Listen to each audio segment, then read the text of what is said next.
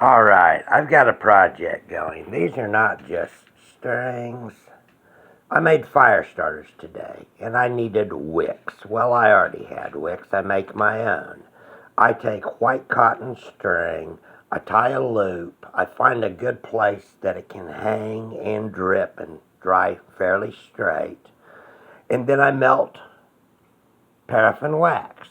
I dip it in, and then I hang it up and let it harden. It makes a really good wick. Okay, so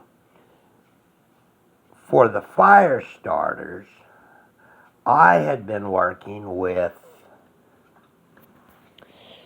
using ground up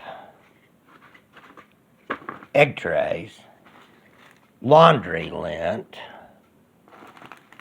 and whenever I chainsawed logs the last time, they were oak, I saved a bunch of the sawdust on a tarp. I ground it all up. That's actually what this is. That isn't the sawdust, but I saved the whole coffee can. I ground it all together in a sacrificial jar for my little mini ninja.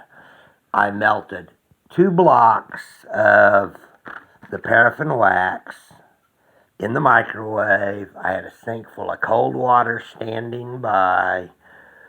Use Pyrex because other stuff will break. Then I put a little bit into the egg trays. This was a 12 egg carton, but I've already, as you can see, started cutting it up. Anyway, I put a little bit in, I put the wick in, and then I packed it in around it. Then I let that harden, and I melted more wax, half a block, and poured it over the top and let it harden again.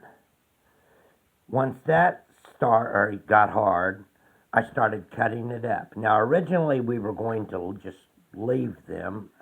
Using the egg carton was my son's idea, and it works great. But I decided to trim them a little bit, and I basically made little pods out of it. Every bit of that'll burn.